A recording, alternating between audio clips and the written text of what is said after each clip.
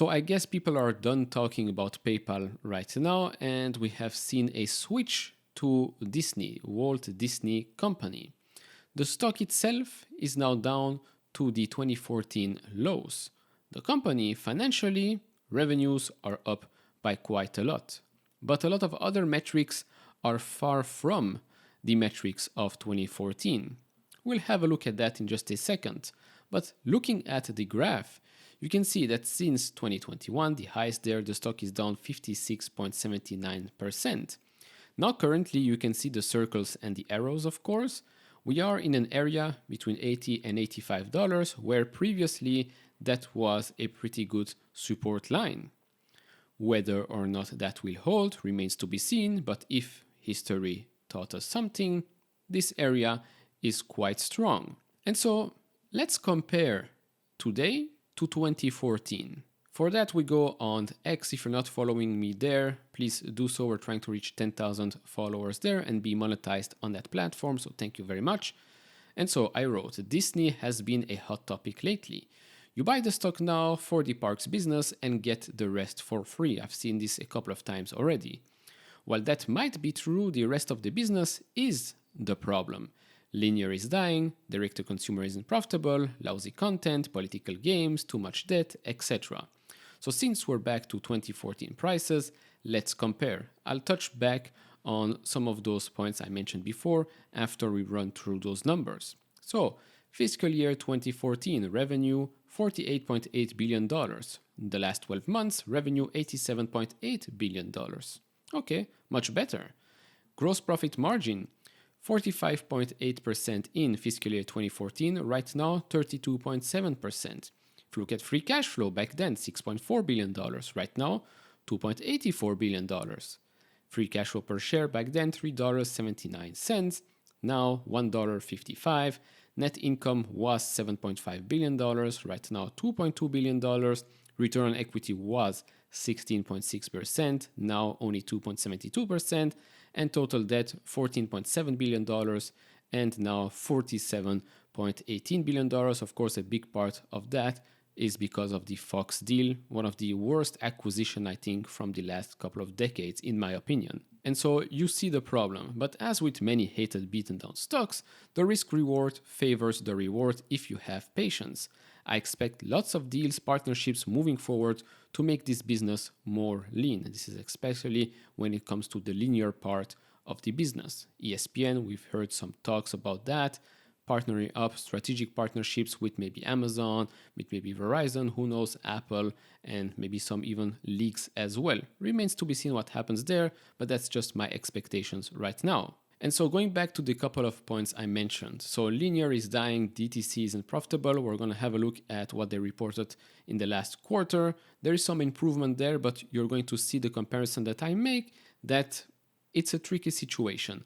Lousy content, political games, and too much debt. So too much debt is, well, because of that Fox acquisition. It is coming down a little bit, so that's good.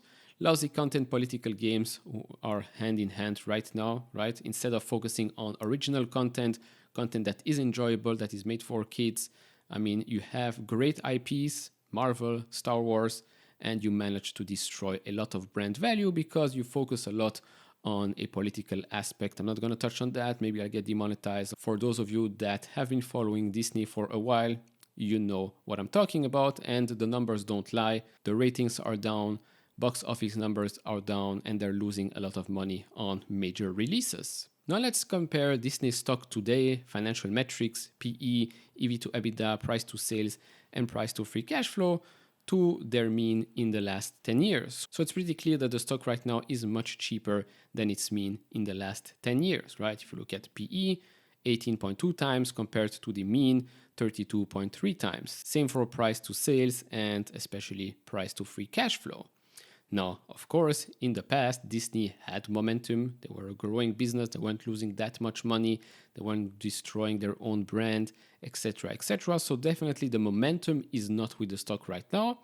Purely valuation-wise, yes, you might see this as a value play, but it could also be a trap. I mean, at $100, at 110, 120, people were calling this already extremely cheap.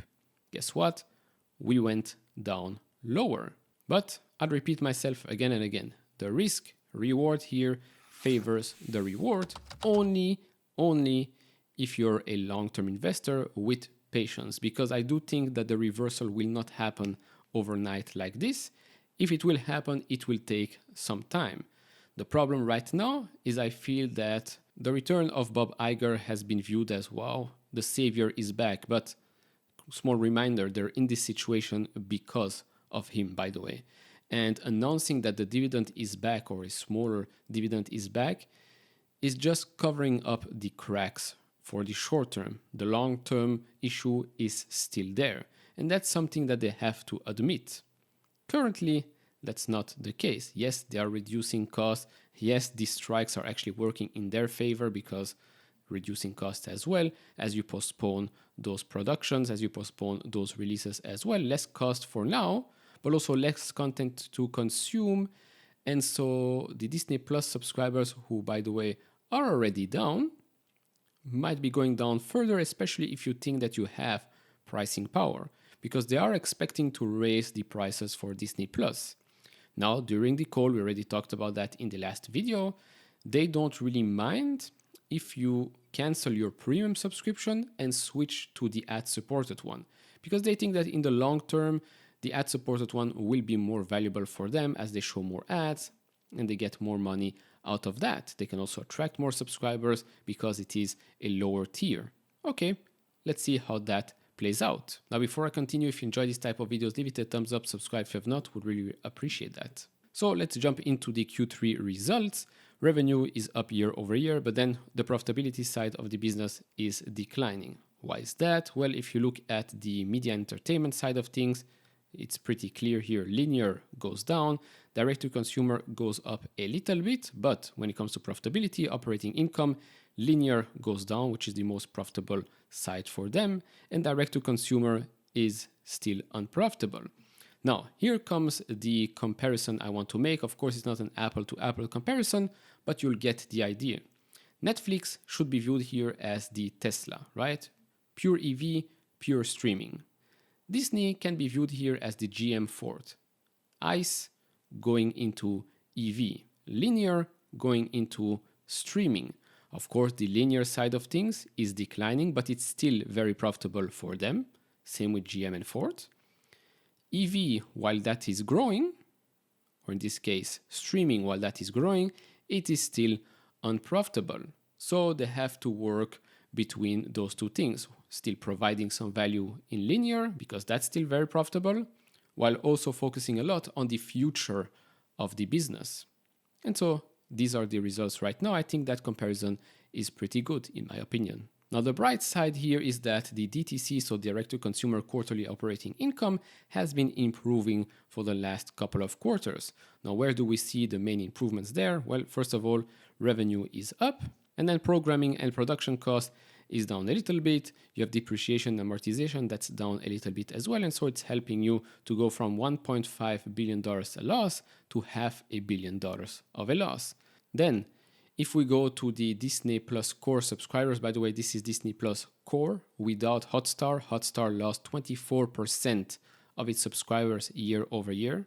By the way, they don't want you to know this in the presentation, but you can find that in the other earnings report. And then ARPU is going up. Now, of course, it's nowhere near where Disney are or the more premium services are, but it is going up, so that's fine. Now, the thing here is, yet again, you already see domestically a decrease, and now you are going to increase the price in the hope that the decline doesn't continue. In my opinion, Disney doesn't yet know that they don't really have the pricing power that Netflix has. Because let's be honest, although old Disney movies are always fun to rewatch, and the shows as well, how many times can you watch the same thing over and over again? On Netflix, every day, every week, you have something new to watch on that platform. I don't think you can say the same for Disney Plus, and I think that's why you're seeing a decrease in subscribers overall. Now, moving up to the parks. The parks, as I said for a long time, is the main positive thing of this business. Of course, during COVID, parks have been taking a hit, but since then, also because of the increase in prices, the profitability of this side has really basically pulled this ship forward. So domestically and international parks experiences, you can see revenue has gone up. So total of $7.1 billion in revenue for the parks. Now, if you look at operating income, we're at $1.8 billion combined. Remember those numbers, because back in 2014, Parks and Resorts, this is both domestic and international, just under $4 billion, so nice growth there today. And profitability side, we were at $1.8 billion in operating income. Here, we're at more than $1 billion less. So you can clearly see why Parks has been the bright star of the show. But again, how long will this continue? I mean, you cannot continue to raise the prices, to raise the tickets to go into those parks. Eventually, something will break. You are going to alienate a big chunk of your fan base because, I mean, inflation is already extremely high, cost of living is already extremely high, so you keep raising the price to go to Disneyland or Disney World.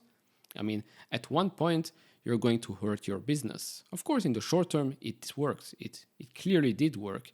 And also, innovation-wise, I mean, it becomes a bit of a repeat over and over again. The parks aren't as innovative as you would think they would. There are still lots of lines, etc., etc. So, yeah, that's one thing they'll have to focus on going forward.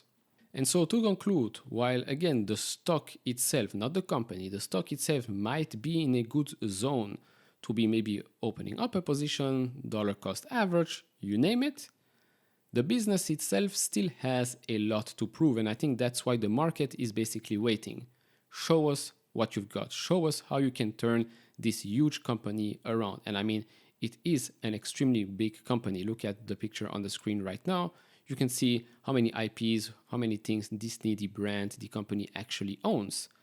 And for those people that think that the brand is not getting hurt in the last couple of years, you're really not paying attention, or you're just not a Disney fan, you're just looking at this from a financial standpoint. But in my opinion, Disney is not an ordinary company. You cannot just look at it from a financial standpoint. It is a fan company.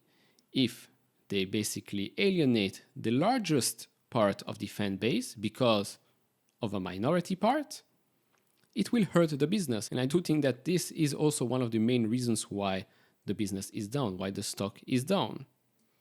But hey, risk reward, I'll go with reward here, but I'm not willing to buy this business right now. Of course, do share your thoughts down in the comments below. What do you think about Disney, risk reward wise, good opportunity, no touch for you? Let me know down in the comments below. If you enjoyed this type of videos, leave it a thumbs up, subscribe if you have not, and I'll see you all in the next one. Bye bye.